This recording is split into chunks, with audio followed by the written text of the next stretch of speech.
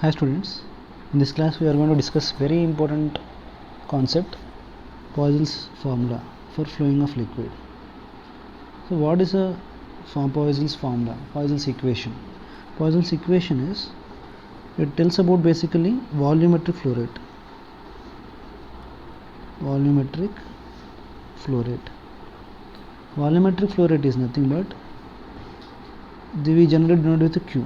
We already seen in a equation of continuity, volumetric flow rate is equal to area into velocity.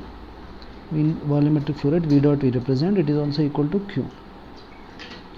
Okay, we have certain formulas depending on the radius and pressure. So how it varies with the pressure and radius and viscosity. So those things we will see now. Before discussing that, we should by heart these conditions. These questions are asked in a mains and advanced for some few years back. So liquid flow is steady. Steady means it's not changing with time. Streamlines are like, say this is a pipe. So if you just track particles, liquid particles, they are going in this way. So these are called streamlines. Streamlines are parallel to the axis of tube. See, these are parallel. One line is not mixing with another. One liquid is not mixing with another liquid. Okay, and next, there is no radial flow. Radial flow means, so liquid is flowing in this direction, there is no other disturbance in a vertical direction. That is means radial flow. And the pressure is constant over any cross section of the tube. Okay, this question, this can just memorize this. I will explain while solving some numericals. Pressure is constant over any cross section of tube. Okay, so here if I maintain the pressure P1 and P2, so pressure is remain constant. Okay, so it doesn't change with the time.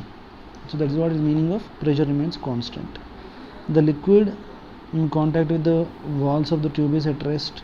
So as we discussed in the first video, the tube is narrow and uniform area of cross section, and tube is narrow. Remember, in the questions they will ask that they will not mention, sometimes they will mention the narrow tubes like capillary tubes. If they say capillary tube, or if they say narrow tube, so they can, then it should strike to your mind that you should apply Poiseuille's equation. So I will let you know what is Poiseuille's equation, but you remember, this very small tube, narrow tube or very small tube, if you see any kind of these statements, you understand that we can apply Poiseuille's equation. And tube is held horizontally. So sometimes tubes are horizontally only. You should not think that tube is a vertical and P1, P2. No, if this is not a correct way. Tube should be horizontal. Tube should be horizontal. And the gravitation, so if it is horizontal, then the gravitational effect will be zero. Okay. Liquid is capable of sustaining a small shearing stress. So these are the highest statements. Shearing stress is nothing but, say this is a block. If you apply force in this direction, there will be deviation of the volume. This is called shearing stress. Okay. Now let's go back to what exactly Poiseuille's equation states. Poiseuille's equation, volumetric flow rate Q is proportional to delta P, or pressure drop across the tube. Next, Q is proportional to R power 4, where R is radius of capillary tube. Next, Q is inversely proportional to coefficient of viscosity. Nu is inversely proportional to nu times coefficient of viscosity. Q is inversely proportional to length. Say this is a tube, the volumetric flow rate, if the length is more, volumetric flow rate is less. So that's why if you see in motor pumps, pumps, So we'll keep the pipe as short as possible to maintain the pressure drop. Okay, bore wells, near the bore wells you can find that. So near the bore only there will be pump.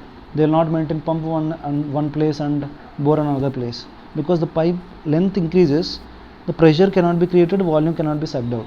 So that's why if the volume Q is inversely proportional to L, where L is a length of capillary tube,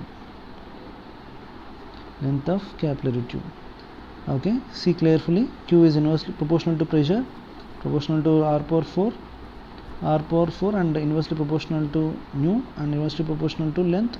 I can write in a single statement, Q is proportional to delta P. So if I say pressure P1 and P2 here, I am telling you what is delta P. If liquid is flowing from here to, so P1 to P2, delta P will be P1 minus P2. You may say that, sir, P2 minus P1, na, why are you writing P1 minus P2? Generally, delta P is nothing but high pressure to low pressure difference. P1 minus P2. So delta P is nothing but, okay, delta P, and what else is given? R power 4 over nu and L. Q is proportional to. To remove this proportionality symbol, so it's not a theoretical values, these are all experimental data. So it's not derived from some expressions, it is experimentally they did experiments and then they correlated these expressions. These are also called correlations. Q is equal to some constant, instead of constant K there is a pi by 8, delta P R power 4 by nu L. Okay, this is a very important relation we are writing on the next page. Q is equal to pi P R power 4 by 8 nu L. This is actually volumetric flow rate. Sometimes it can be equal to area into velocity also, but very rarely we use this expression. When capillary tube is given, we need to find, we use this formula, this one, where pi P is nothing but delta P. You should write delta P into R power 4 by 8 nu L. Okay. Q, what is a Q? Volumetric flow rate.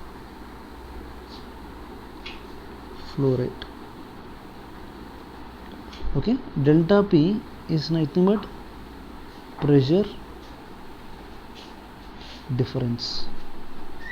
I am writing pressure difference by, so listen carefully, 8 nu L by pi R power 4. I can write like this also. Okay, volumetric flow rate is nothing but pressure difference by 8 nu L by pi R power 4, volumetric flow rate. Okay, do you remember current I is equal to what is the formula? V by R. In generally it's not V, delta V by R, delta V. I am writing I. What is the I? Charge flow rate is equal to pressure difference. So delta V is nothing but potential difference over R is resistance. Okay, so why I am saying the current electricity part in this section, it will be easy to understand, easy to solve many number of questions if you understand the relation between Q, volumetric flow rate, and charge flow rate. Pressure difference, potential difference. I can write resistance as 8 nu L by pi R power 4. Okay, so listen, Q is equal to delta P by R. R is resistance. Okay, Q is equal to delta P by resistance. So this is the resistance to current flow. I am writing it's a resistance to liquid flow. So Q is equal to delta P by R. Let's discuss little more about where our resistance is equal to 8 nu L by pi R power 4. Resistance to water flow is by 8 nu L by pi R power 4. Let's see some analogies for current and volumetric flow rate. We are comparing with current and resistance. Okay. So this video I will make only for current part. I am not going to make anything about Poisson's equation. If you understand this clearly, you can do all other problems. Say this is potential V. Here is resistance R, R and R. How these three are parallel to each other? These are a series. If they are in series, how to get equivalent resistance? Equivalent resistance in series is equal to, okay, let's take R1, R2, R3. R equivalent is equal to R1 plus R2 plus R3. Okay, so instead of 3 resistors, I can write it as R equivalent and voltage. To get the current value, I is equal to, how to get potential difference, V by R equivalent. V by R equivalent. So what is V? Potential difference given at the starting. I can write it as delta V. Okay, so I got I value. In series connection, so resistance, R equivalent is equal to R1 plus R2 plus R3 and I is equal to, and what else is the same? Current flow in series is constant. Constant means is same throughout it. Same throughout. So R equivalent is equal to R1 plus R2 plus R3 and current flow is nothing but current flow in series is same throughout it. Next, in parallel connection. So let's do about series connection little more. So I am erasing this part, R equivalent and okay.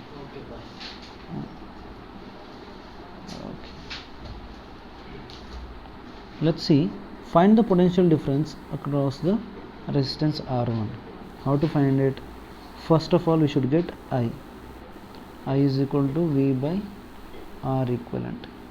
So V is nothing but here is delta V. So potential given here. First step is to get the I value. Second, what we are supposed to do, and here also potential drop is there. Potential drop is equal to, I am writing it as delta V1. Potential drop is equal to delta V1. Delta V1 is equal to, what is same in the throughout the series connection? I. And here also I. Same current will flow through it. Delta V1 is equal to I into R1. Okay. What is the I value? I value is nothing but delta V by R equivalent I into R1. So see, listen here. What is the potential here? Delta V, I am writing it as, I can write as, here is V and other side is 0. V minus 0 is nothing but V. And the rightmost corner, don't be confused. I wrote, sir, why you wrote delta V and V again? So it can be written, here is P or V,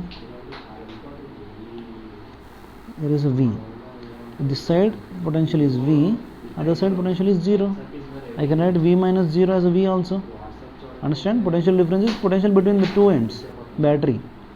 And now what will be the potential up to here? V. And potential here is V. And here we don't know. So delta V1 is nothing but, I am assuming it is X. So delta V is nothing but delta V1.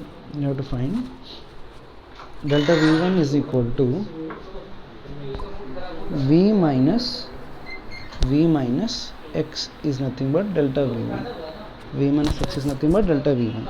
So delta V1 we got, which is equal to, so V minus X is equal to delta V is nothing but V by R equivalent into R1. I can get the value of X. X is equal to V minus V into R1 by R equivalent. What it is? X is potential after first resistor. Potential after the first resistor. V or X is. So delta V1 is nothing but potential difference across the resistor R1. Potential difference across the resistor R1. Okay. Let's see one more problem.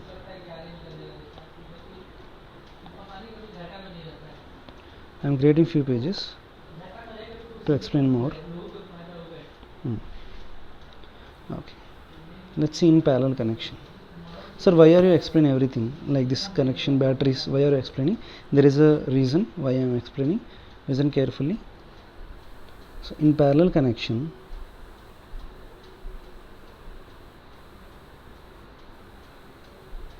okay, 3 resistors, let's assume.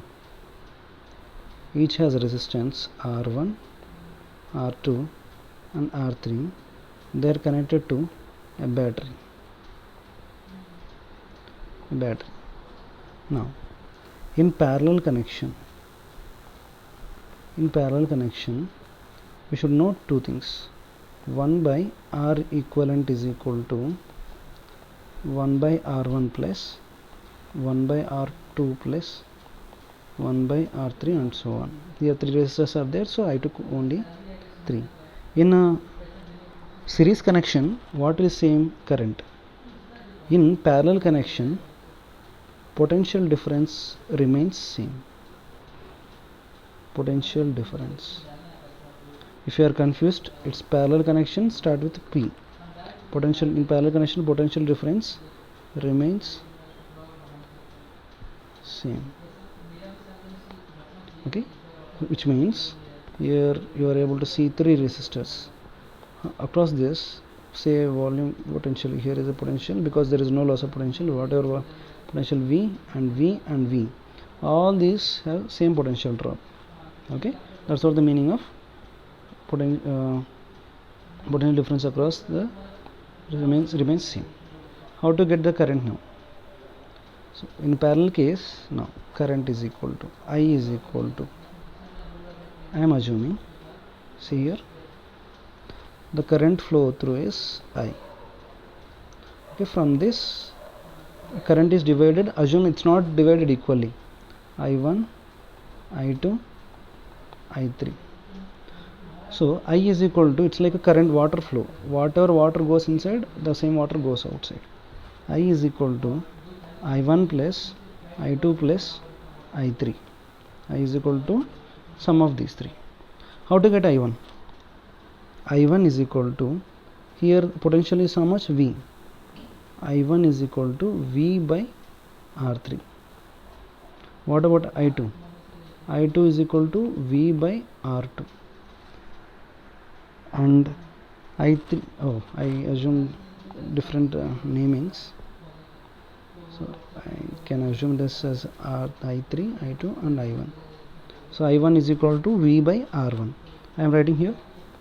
So V by R1 plus V by R2 plus V by R3 is equal to total current. We can write it as I is equal to total potential drop by R equivalent. If you substitute it, V by R equivalent is equal to V by R1 plus V by R2 plus V by R3. V gets cancelled everywhere, so we will get a first expression as we saw. Okay, these are the different situations, potential. Now let's do some combinations. What is R? R is nothing but resistance. R1, R2 and R3 are resistors. These are connected in series. these are connected in these are connected in parallel, these are connected in series. Let's do some combination.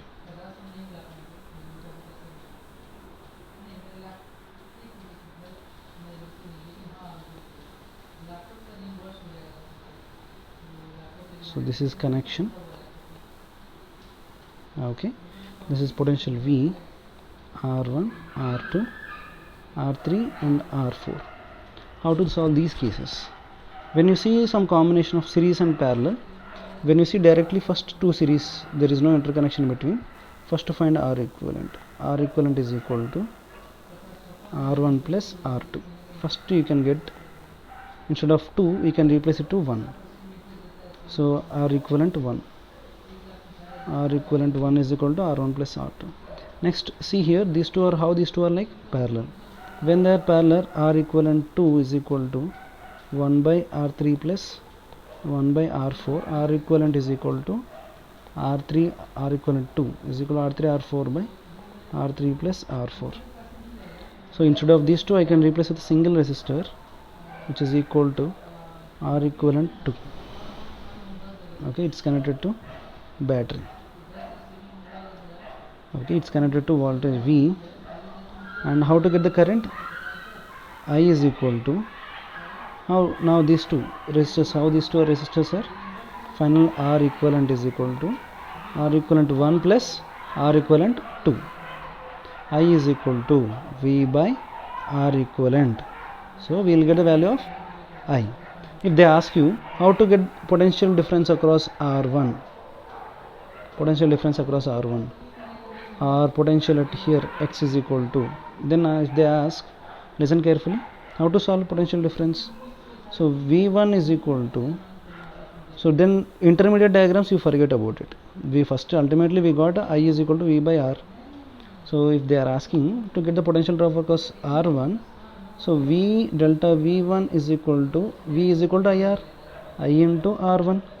We got a I, so delta V1 is equal to I into R1. I is nothing but V by R equivalent into R1. So this is delta V1. Delta V1 I can write it as, here is a voltage V and here is X. So delta V is equal to V minus X, because current is flowing where to where? From right to left. Sorry, from left to right it is flowing. So V minus X is equal to V by R equivalent into R1. We can get the value of X to solve it. So these are different introduction of current analysis. I will let you know in the next video how to solve these problems.